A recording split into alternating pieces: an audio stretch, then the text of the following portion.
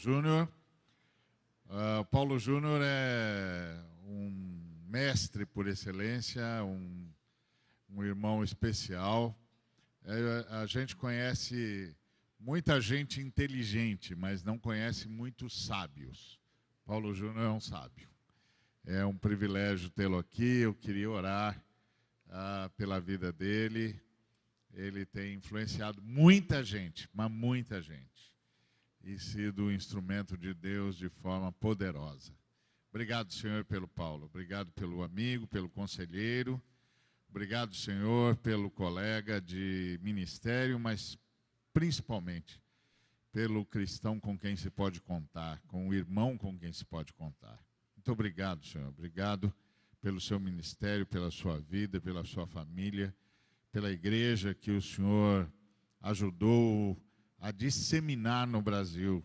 Uma igreja de gente engajada, de gente que ama, de gente que sabe o que significa buscar o outro e que acredita na unidade da igreja. Muito obrigado.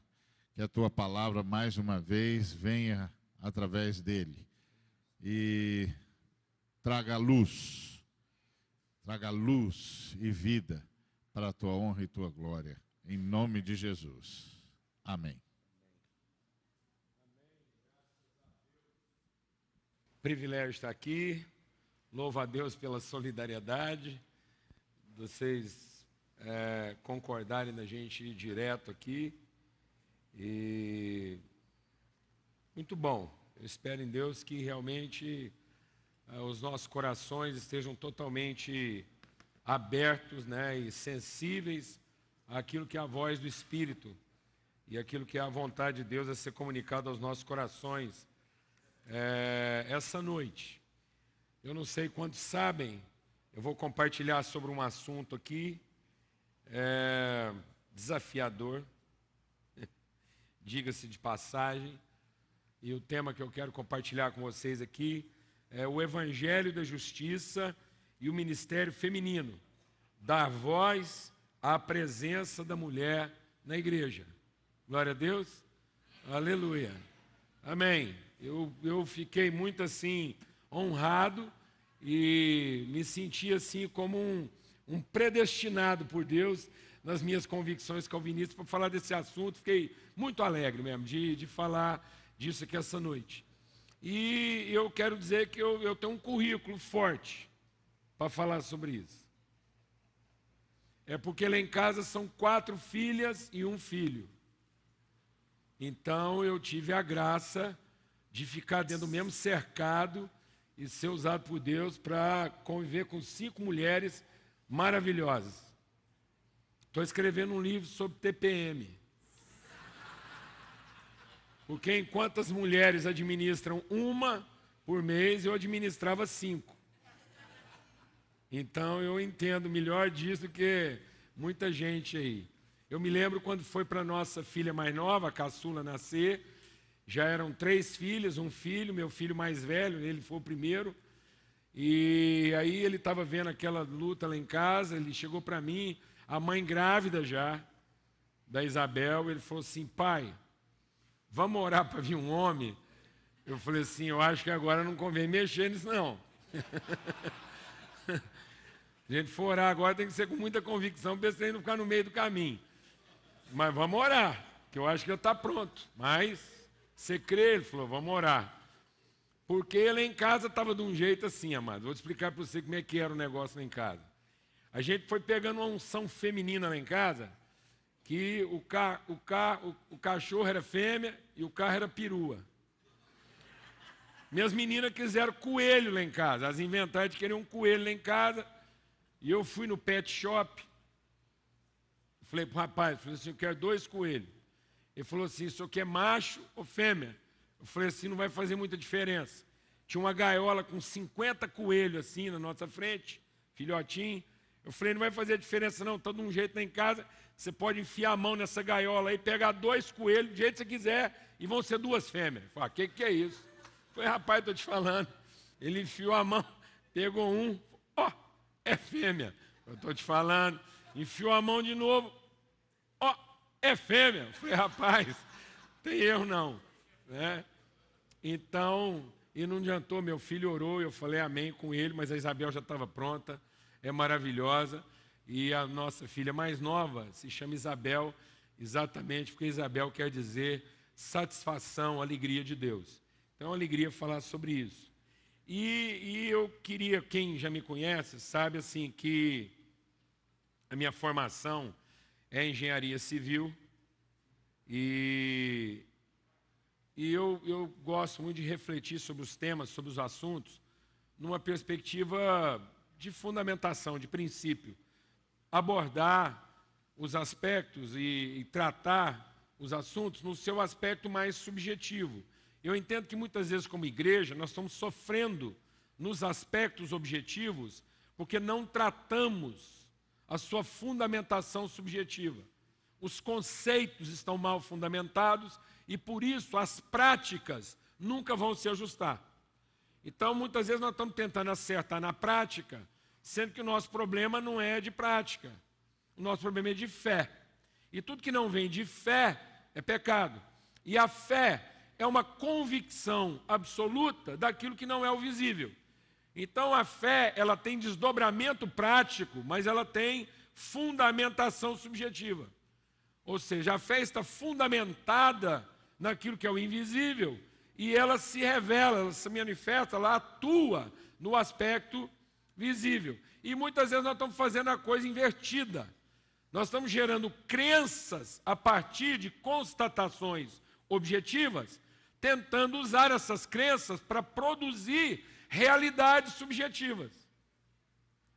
Então nós estamos tentando alcançar o mundo subjetivo, que é o mundo da espiritualidade, através de conclusões tiradas do mundo objetivo.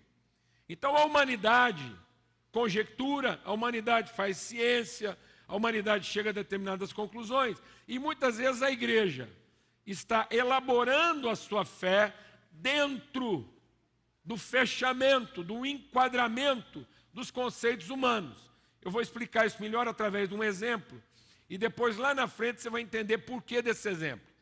Eu tenho um amigo que ele é metido cientista e gosta de ficar procurando coerência científica nas coisas, e eu acho maravilhoso conversar com ele. E ele era invocado, ele falava assim: Paulo Júnior, a Bíblia comete muitos equívocos. Eu falei: rapaz, você cometeu um, azarou o resto tudo. Então, qual que é o equívoco? Ele falou: a Bíblia chama morcego de ave.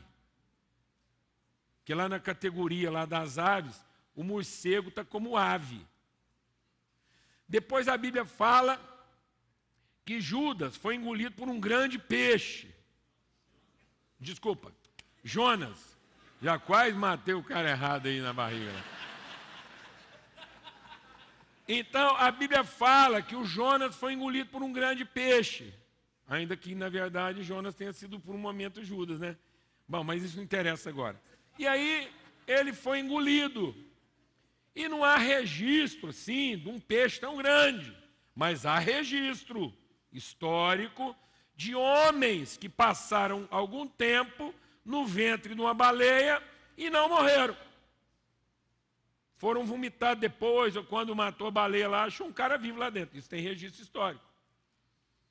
Então, que peixe é esse? Se for uma baleia, baleia não é peixe, é mamífero. E morcego não é ave, é mamífero. Essa era a crise dele. Um dia, do nada, ele voltou e falou assim: meu problema está resolvido. Eu falei: como você resolveu isso tão rapidamente? Ele falou: porque eu estava avaliando a partir de conceituações humanas. Esse conceito de gênero e ave e mamífero é uma conceituação humana a partir daquilo que o homem observa. Então ele separou entre o que mama e o que não mama. Mas o paradigma histórico bíblico bem podia ter sido outro. Voou é ave. Então, para a Bíblia, tem ave que mama e ave que não mama. Ponto. Nadou é peixe. Tem peixe que mama e peixe que não mama. Rapaz, o cara resolveu um dilema. Você está vendo como é que às vezes a gente está refém de uma conceituação. São conceitos humanos. E nós não vamos experimentar a plenitude de Deus a partir da conceituação humana, mas a partir... Porque as conceituações humanas são relativas. Se eu usar o critério de voar, quem voa é ave. Se eu usar o critério de mamar, então o morcego não seria ave porque mama. Isso é relativo, não é absoluto. Amém, amados? E eu percebo que nessa discussão da missão integral, nós corremos o risco de tentar conceituar a nossa missão na sua íntegra, tentando também trabalhar a visão da missão e da sua integralidade a partir de conceitos humanos. Há um risco, por exemplo, da gente se perder na discussão da missão na sua íntegra, ou a integralidade da missão, e nós nos perdemos nos conceitos humanos, de gênero e de classe. O nosso discurso, de repente, pode se tornar um discurso de classe, ou um discurso de gênero, como essa questão do homem e da mulher. E talvez a gente está tentando discernir realidades espirituais que são absolutas, ainda reféns de conceitos humanos, relativos de classe e gênero. Então nós vamos estar falando aqui sobre a missão integral, o evangelho da justiça, o ministério feminino, e a gente já comete um pecado na própria elaboração do tema. Porque o tema diz o seguinte, certo? O evangelho da justiça e o ministério feminino, o ministério da mulher, feminino. Dar voz e valor à presença da mulher na igreja. Quem vai dar isso?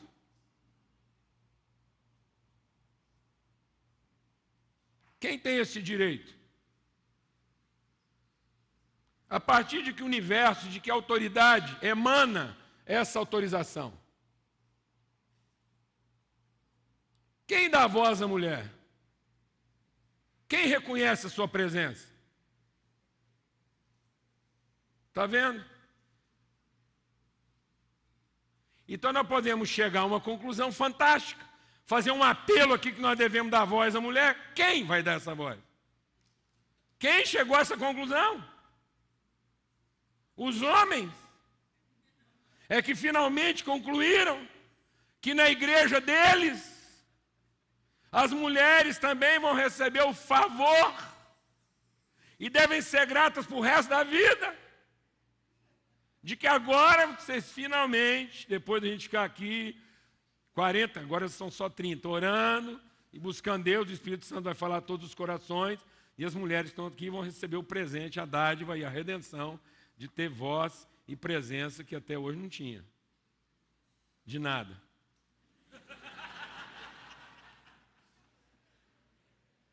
Vocês não precisam me agradecer por isso. Está vendo, amados? O que está normatizando nossos conceitos? Vamos abrir a Bíblia lá, em Gênesis, no capítulo 1.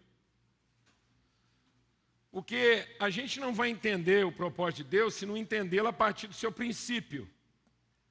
E a gente tem um problema, por exemplo, na narrativa bíblica. Eu tenho percebido que, às vezes, a nossa leitura da narrativa bíblica, ela está muito mais voltada para um desejo de satisfação das nossas carências e da nossa curiosidade, do que propriamente o nosso desejo de encontrar conhecimento, encontrar revelação.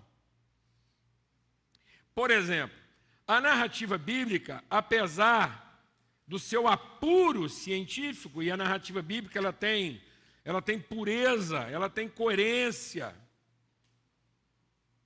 ela tem linha científica, no entanto, a intenção da narrativa bíblica no Evangelho de Gênesis, a respeito da criação de todas as coisas, ela não é para satisfação científica.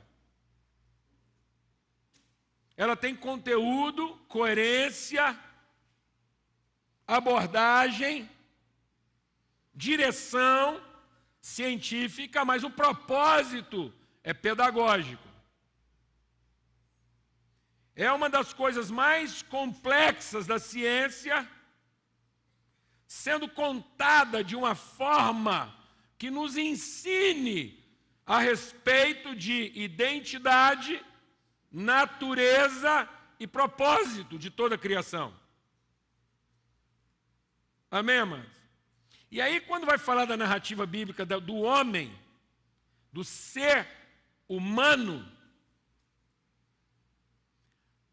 o texto usa uma sequência de verbos que, para mim, na engenharia é fantástica. Porque ele começa dizendo, então, quando chegou o momento do homem na construção do processo criativo, quando chega nesse momento, diz Deus, façamos o homem à nossa imagem, conforme a nossa semelhança. E quais seriam os atributos e condições que esse homem, artigo singular definido? Então Deus está criando o gênero humano. Masculino e feminino não são gêneros. São estados e condições de um mesmo gênero. O gênero humano.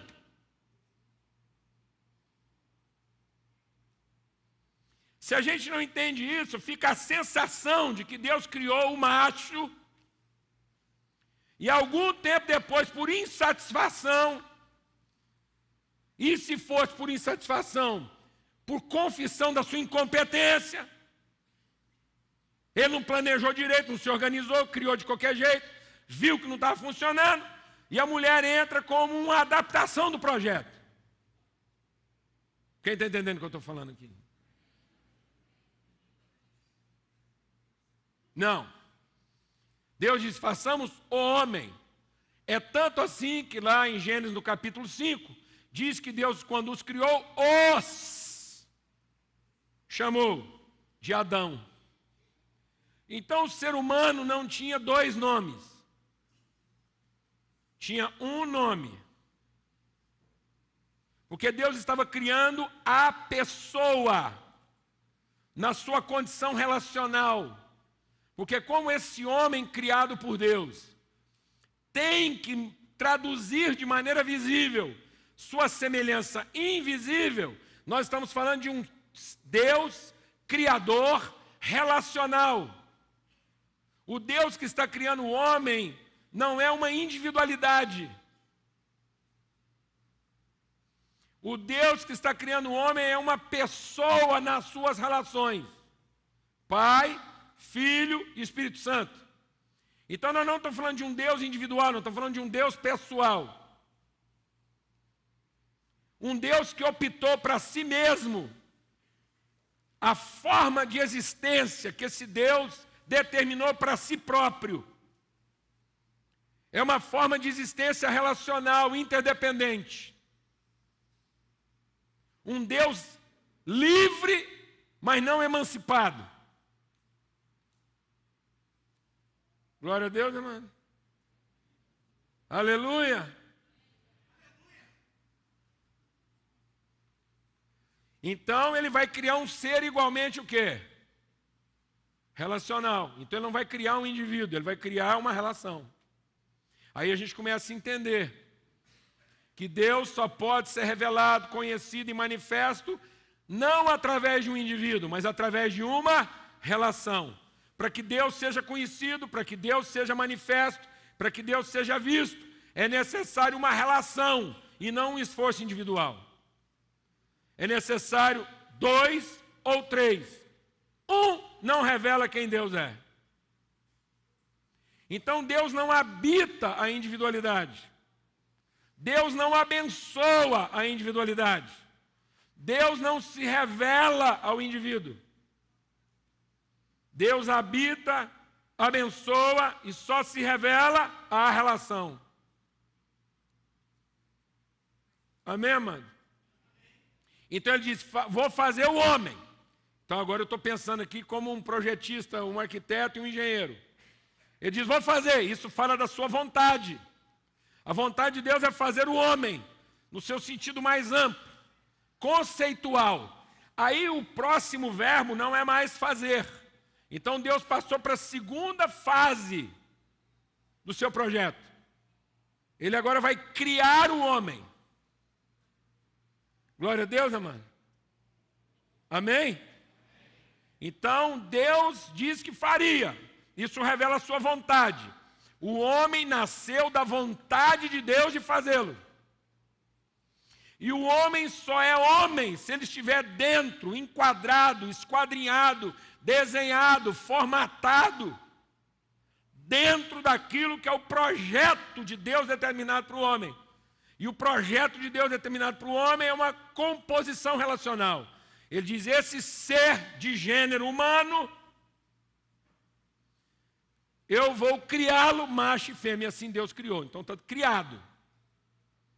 Glória a Deus, amado. Ele disse que faria e criou. Agora, lá no capítulo 2, porque aí a narrativa é progressiva. Aqui no livro de Gênesis, nós temos pelo menos 3 narrativas de Gênesis. Nós temos uma narrativa de Gênesis que é conclusiva. Há uma narrativa de Gênesis aqui que é conclusiva. No princípio criou Deus os céus e a terra, ponto. Se a Bíblia tivesse que acabar aí, toda a revelação de Deus estava incluída nessa frase. Se Deus não quisesse ter falado mais nada, estava dito. Glória a Deus, amado. Ponto. Mas ele quis explicar. Aí ele começa uma segunda narrativa. E a segunda narrativa começa lá. A terra, explicando. Era sem forma e vazia. Está vendo? Uma pedagogia. Aí você vai lá para o capítulo 2, começa uma outra narrativa. Assim foram concluídos. Taranana. Aí, no versículo 4, vem outra narrativa de Gênesis. Essa é a história das origens do céu e da terra no tempo que foram criados.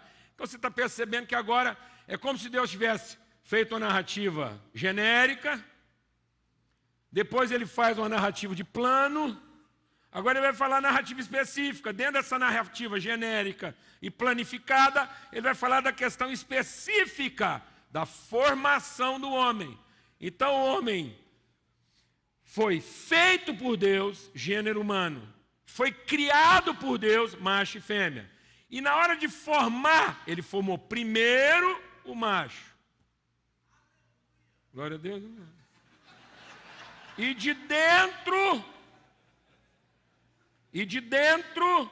do homem, o homem deu à luz a mulher. Então Deus não criou macho e fêmea como unidades separadas, concomitantes. Amém, amado? E nem consorciadas. São duas expressões distintas da mesma pessoa.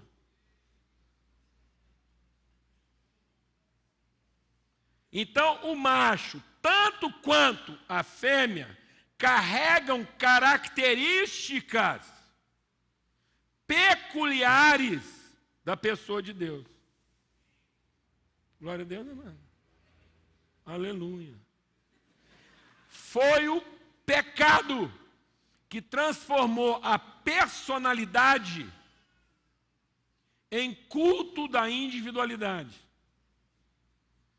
O pecado nos impediu de pensar como pessoa e nos levou a pensar como indivíduos. O pecado fez com que o homem tentasse ser pleno na individualidade humana, masculina, e a mulher tentasse ser plena na individualidade feminina. Nem homem nem mulher vão ser plenos na sua individualidade. Glória a Deus, né, irmão? Só haverá plenitude da revelação de Deus na perspectiva em que um tem consciência na forma como os atributos de Deus na vida dele cooperam na construção e no desenvolvimento do outro, na consciência de como os seus atributos revelam a mesma natureza de Deus. Então, os atributos do homem não são a favor do homem. Os atributos do homem são para que na relação a mulher conheça na relação, através do testemunho do homem, a plenitude de Deus revelada no ser. Glória a Deus, amém. Amém. Aleluia.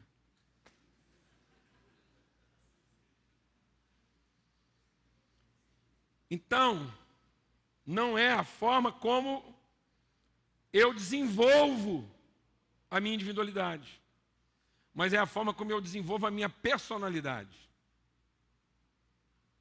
Personalidade não é a consciência da individualidade. Personalidade é a forma sadia como a minha consciência relacional orienta as minhas peculiaridades. Então, como homem, eu sou portador de algumas peculiaridades que contribuem na construção da personalidade. Eu vou ter uma crise de personalidade quando eu achar que a minha individualidade é um todo.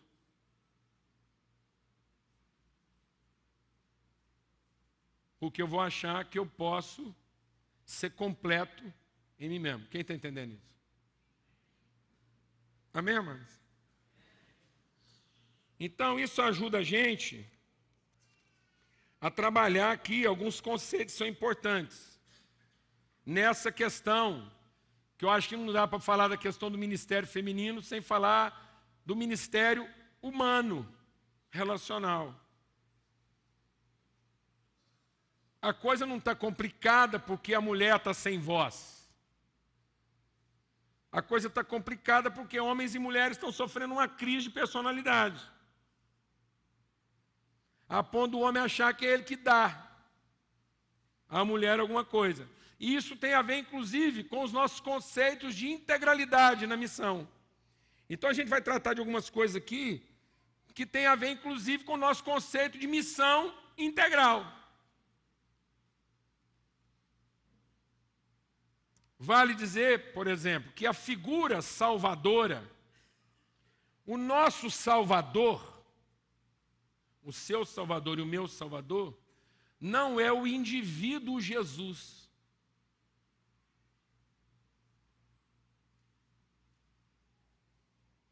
O nosso Salvador é a pessoa de Cristo.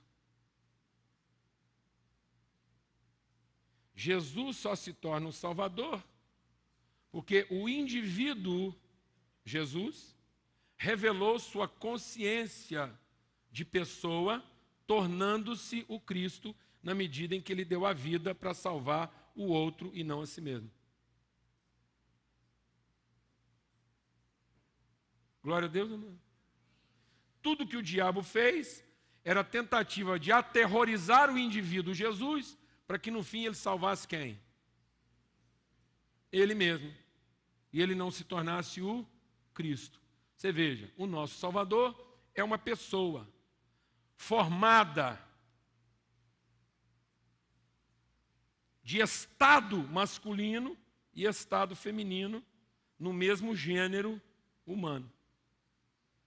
Porque ele é uma pessoa que tem cabeça de homem e corpo de mulher. Aí você dorme com esse barulho.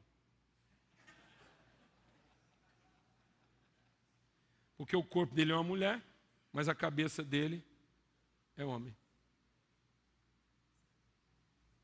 Aleluia. Porque eu sou salvo na relação de Cristo com a igreja. Por isso tem muita gente tentando se salvar apegado a Jesus e não vai se salvar. Porque ele não tem consciência de igreja. E tem gente querendo se salvar através da instituição igreja sem ter consciência de Cristo. Não vai se salvar, porque não há Cristo sem igreja, não há igreja sem Cristo. Glória a Deus, né, mano? Porque eu não sou salvo na individualidade, na minha relação individual com as partes. Eu sou salvo na medida em que eu me entrego à relação das partes. Por isso que Jesus, quando vem resgatar Pedro, fala: Pedro, a sua relação comigo está boa. O indivíduo você ama, você não ama é a comunhão.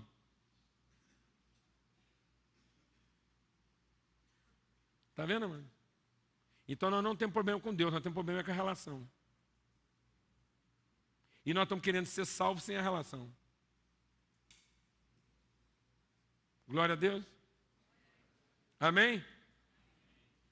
Aleluia. Então, o primeiro conceito que a gente queria trabalhar aqui, essa noite, rapidamente, é o nosso conceito de justiça. Amado, do jeito que nós estamos pensando em justiça, não vai ter justiça no mundo, não. Porque nós estamos pensando em justiça como a contemplação do direito, e não como a consciência da relação. Nós estamos achando que justiça é contemplar o direito do pobre. É o rico ceder o direito dele em favor do pobre. Nenhum dos dois tem direito, mano.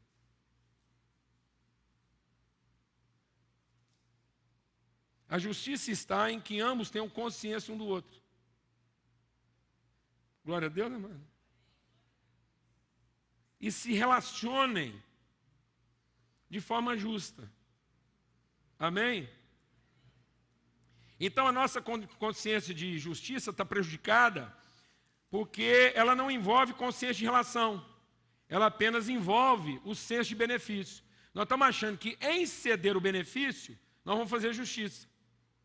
Como se a mera distribuição do recurso fosse tornar a sociedade equalitária. Então a gente transfere o bem, mas não gera o vínculo. Amém, amado? Então não há justiça na mera transmissão do bem. Só haverá justiça quando houver uma consciência de bem. Amém? Quando eu entender, amados, que o que transforma a sociedade não é senso de direito, mas é consciência de responsabilidade. A palavra de Deus diz: qual é o nosso conceito de rico? Qual que é o seu conceito de rico? Sabe qual é o conceito de rico da palavra de Deus? É aquele que tem bens nesse mundo. Não falou nem quanto. Então, rico é aquele que se julga dono de alguma coisa. Toda pessoa que é dona de alguma coisa, seja uma caneta Bic,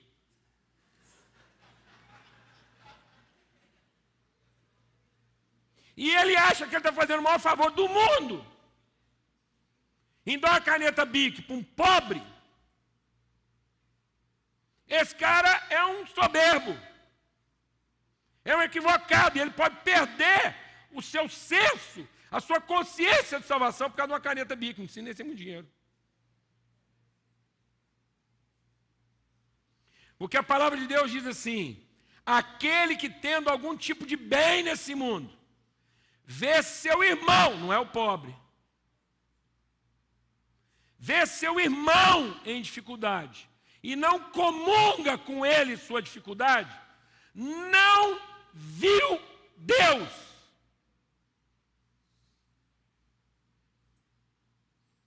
E nós estamos fazendo justiça quase que por culpa. Nós estamos achando que ceder o direito nos dará mais direito.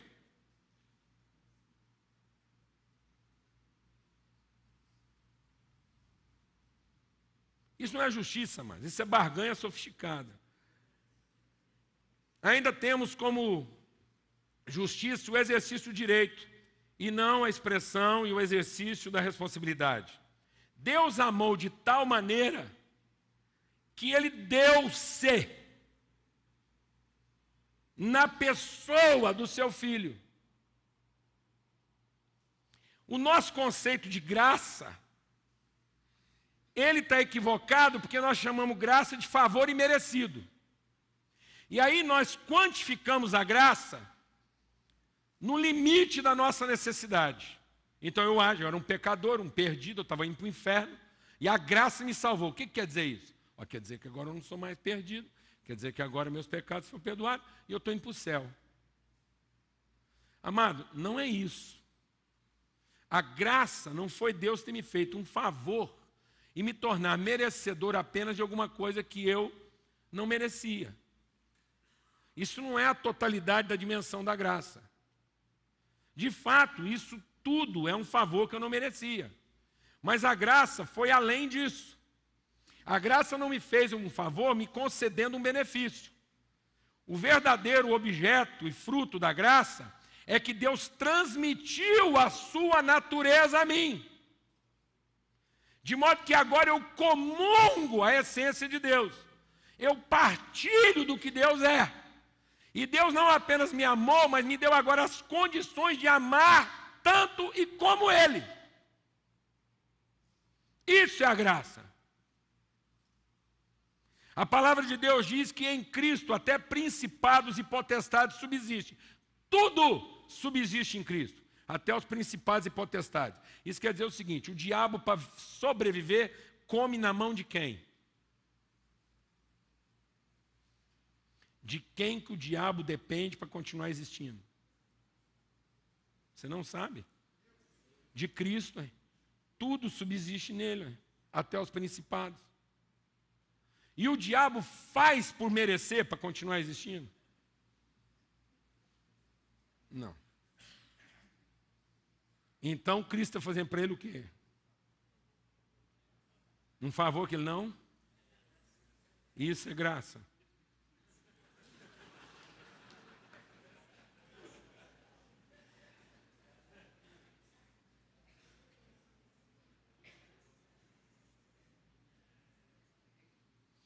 Isso quer dizer o seguinte, amado. Você sabe por que as pessoas serão condenadas? As pessoas não serão condenadas pelas maldições. As pessoas serão condenadas por todos os favores que elas receberam e que não foram suficientes para transformar a sua consciência.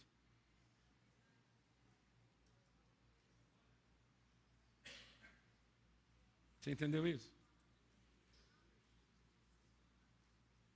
Amém, mano? Então a graça salva, não porque ela me faz um favor. A graça salva porque ao fazer esse favor, ela me dá a possibilidade de eu ser transformado no quê? Na consciência da relação.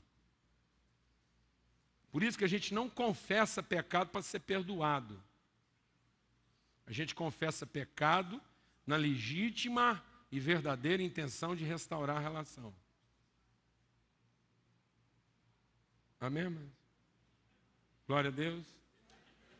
Isso é justiça. Justiça é querer uma relação sadia. Uma relação que seja justa. Amém? Amém, amados? Olha, amado, quando você dá alguma coisa achando que ela é sua, você não está fazendo justiça. Você está fazendo favor. Quem entendeu isso aqui? E esses favores que a gente está fazendo não vai transformar ninguém. Porque no fim a pessoa ainda tem que ser grata a gente. Por isso que o salmista no Salmo 116, ele entendeu o seguinte, que a melhor forma dele revelar a sua gratidão não era agradecendo. Porque quem agradece, agradece um favor. Ele disse, agora eu entendo que a melhor forma de eu revelar minha gratidão é assumindo minha responsabilidade. Ou seja, aquilo que eu recebi de Deus não me tornou uma pessoa agradecida, me tornou uma pessoa responsável. Glória a Deus, amado. E a salvação não é viver agradecendo o fato de que eu ir para o inferno agora vou para o céu. Adorar a Deus não é agradecê-lo para sempre. Adorar a Deus é revelar a consciência que nós temos da natureza que Ele comunicou a nós e que agora se revela através de nós. Então a gente adora através do que a gente gera e não dos agradecimentos que a gente faz. Vou explicar isso melhor. Se essa reunião aqui acabar e a gente sair ali para a rua e encontrar um cara viciado em cachaça, um alcoólatra, e você der uma garrafa de cachaça para ele, eu vou te falar o que vai acontecer. Você entrega a garrafa de cachaça para o alcoólatra e ele fala assim, muito obrigado, Deus te abençoe. Isso com fundo musical era um culto.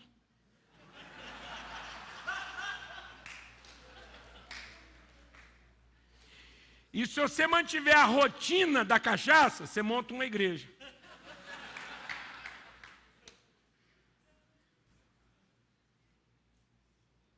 Mas isso não vai transformar a vida dele. Quem entendeu isso aqui? mas ele é agradecido. Ele vai falar bem de você pro resto da vida. Ainda vai orar para que Deus te abençoe, para não faltar cachaça para ele.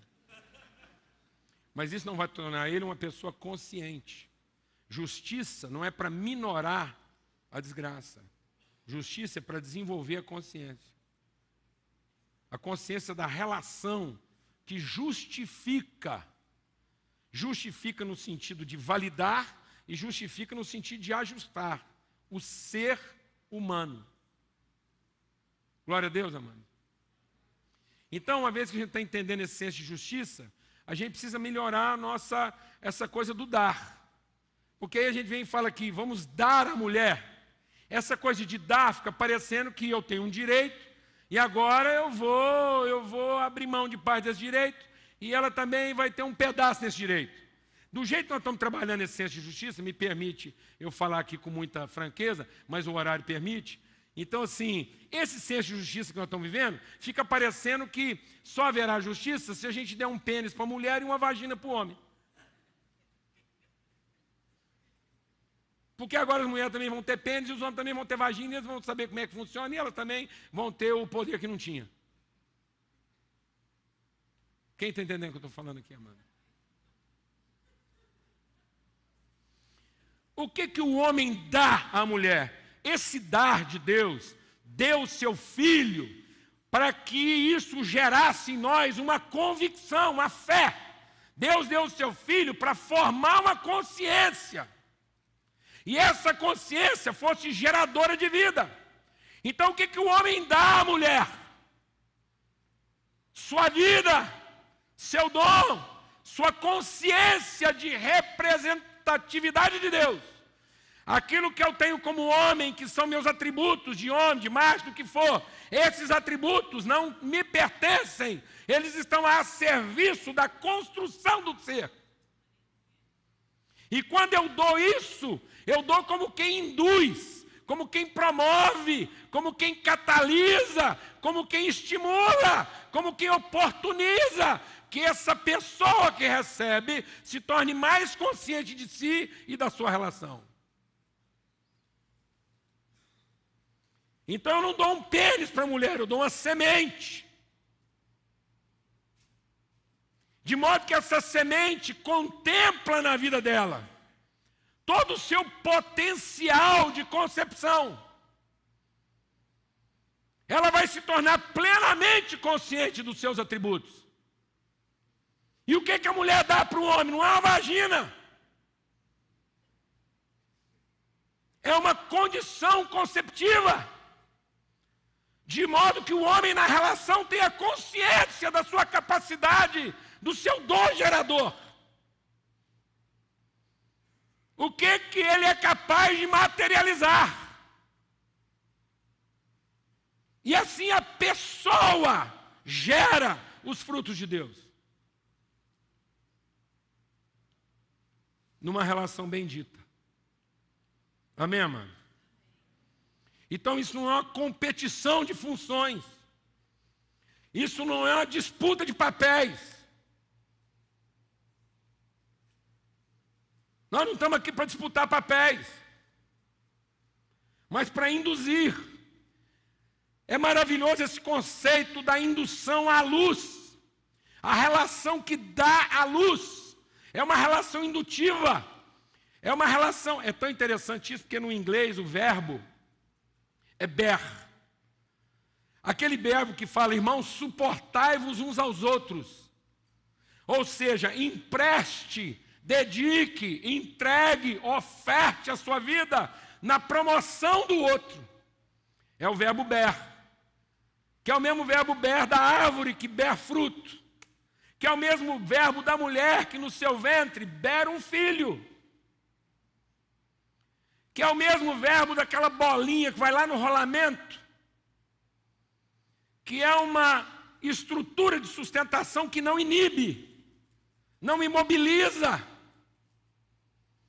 mas que ao mesmo tempo que sustenta, promove, estimula, incrementa o movimento. Então não há política de esquerda, política de direita. Direita e esquerda são aspectos distintos da mesma pessoa. Uma política de esquerda vai gerar um povo com necessidades especiais. Uma política de direita vai gerar a mesma coisa. O que é uma balança, amados? A balança é uma expressão de extremos que convivem numa relação de verdade, de modo que as inflexões de um extremo afetam o outro e nós temos um equilíbrio dinâmico e não estático. Homem e mulher se relacionam num equilíbrio dinâmico.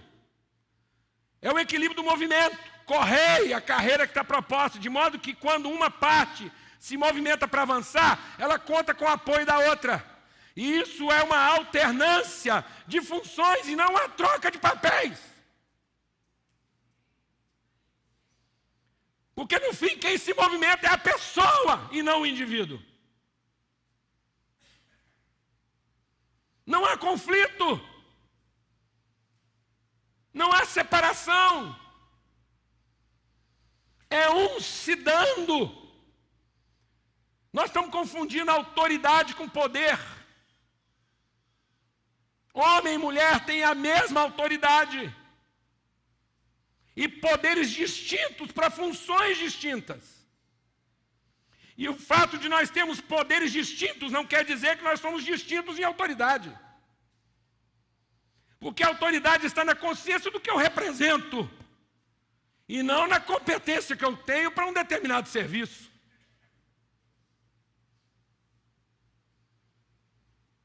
O homem tem o poder de ejacular. E a mulher tem o poder de conceber. E ambos têm a autoridade de gerar. E não geram um sem o outro, amém, amado? Me perdoa avançar da hora aí, mas eu vou avançar aqui mais uns 15 minutos só, se Deus quiser.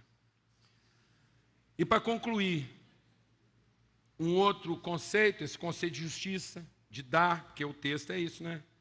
O Evangelho da Justiça. Ministério feminino para dar. E aí, o nosso conceito de justiça equivocado fere o nosso conceito de dar. E o nosso conceito de dar fere o nosso conceito de parte de todo.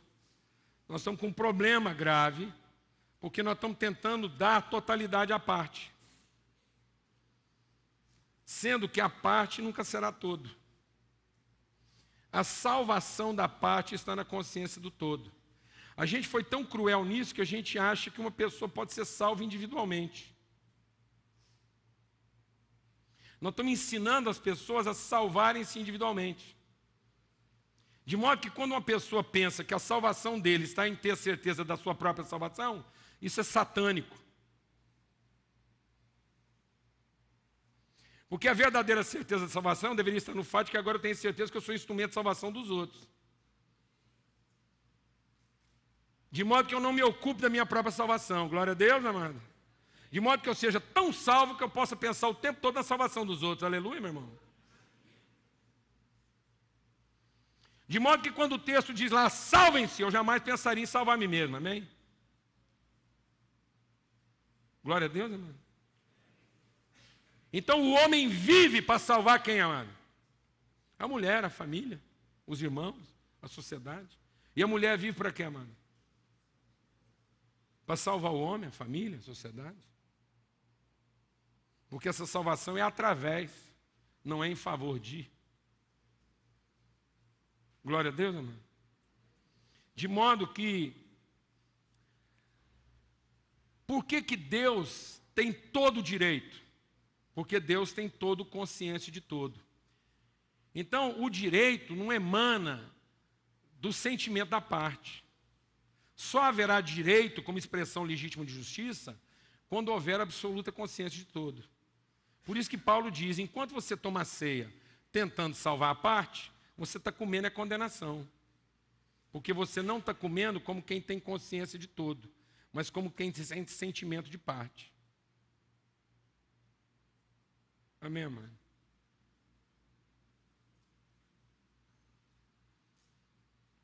Então, é essa consciência de todo que tem que nortear a relação de homem e mulher. Não é o homem dar voz à mulher. É reconhecer a voz que a mulher tem. Não é a mulher dar voz ao homem. É reconhecer a voz que o homem tem na sua função, nas suas atribuições distintas, na composição de um ser pessoal, consciente de todo, que trabalha pelo benefício do todo e que pretende a salvação do todo. Não é possível salvar a parte. A salvação só é salvação quando ela é salvação do todo. O todo contempla a salvação da parte. A salvação da parte não contempla a salvação do todo. Eu nunca vou ter total consciência de salvação enquanto eu não tiver total compromisso com a salvação do todo. Glória a Deus. Não. É por isso que tem um punhado de crente aí que até hoje não tem certeza da salvação. Porque ele não vê a sua própria vida como instrumento de salvação do todo. Ele até hoje está preocupado com a salvação da sua parte.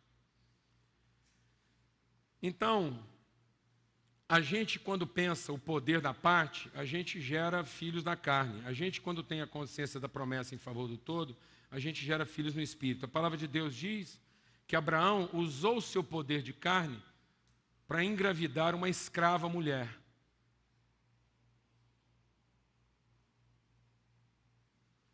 Abraão deu voz e lugar para a escrava dele.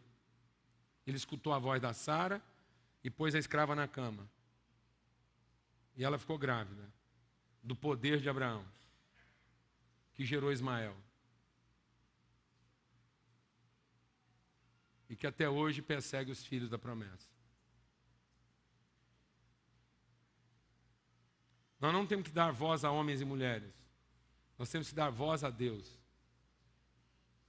Em como Ele quer orientar essa relação.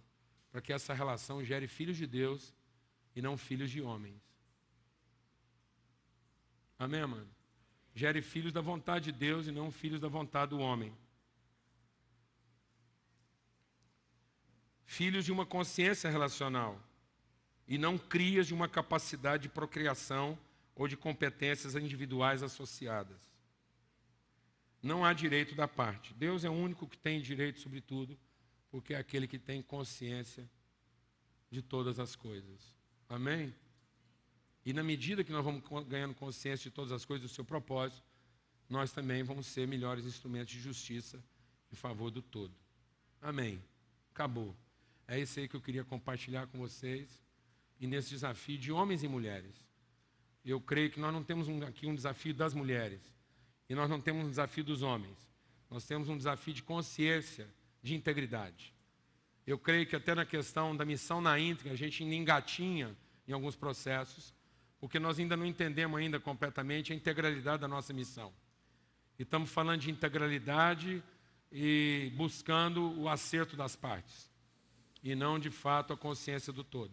Eu queria ter uma palavra de oração, não sei se você vai falar alguma coisa. Pode encerrar? Tá bom. Amém. Deus, muito obrigado por essa noite, obrigado por tudo que a gente recebeu aqui. É tanta coisa no coração e na mente. Só o Senhor para ajudar a gente agora a discernir e entender tudo isso. E nós queremos isso mesmo, Pai, nós queremos ter uma mente transformada, um coração transformado e aberto para cooperar na construção do outro. Ninguém vai saber de fato quem é, até que tenha trabalhado, ó Deus, para salvar outro, para compreender outro, para ajudar outro. A gente nunca vai saber de fato tudo aquilo que o Senhor colocou na nossa vida e o propósito disso, até que tudo isso tenha sido entregue em favor de outro. E, ó Deus, nada melhor do que a relação de homem e mulher para entender isso. Entender a vida que é ofertada em favor do outro. Ó Deus, quando a gente olha para a mulher como homem, a gente vê alguém que, apesar de ser nosso semelhante, é totalmente diferente de nós. E com certeza, quando as mulheres olham para os homens, elas entendem o desafio de entregar a vida por alguém que, apesar de ser sua semelhança, sua identidade comum, é tão diferente. E dar a vida para esse outro tão diferente, tão distante da nossa peculiaridade, é que nos conduz à salvação. É disso que o mundo precisa ser cheio. de gente que compreendeu o desafio da trajetória que nos leva de nós mesmos até o outro. Que a gente saia daqui como homens e mulheres, redimidos na relação. Que a gente entenda, ó Deus, não o papel da mulher, mas o papel da pessoa humana na igreja e na sociedade. Que a igreja possa estar gerando pessoas de gênero humano e não de gênero masculino ou feminino. Nós repudiamos, ó Deus, essa transexualidade que invade até os pensamentos espirituais e as nossas conjecturas espirituais. Nós queremos o ser homem, macho e fêmea, criados pelo Senhor no pleno exercício dos seus atributos, em favor, ó Deus, da revelação da tua vontade, da tua natureza, do teu propósito. No nome de Cristo Jesus. Amém. Graças a Deus.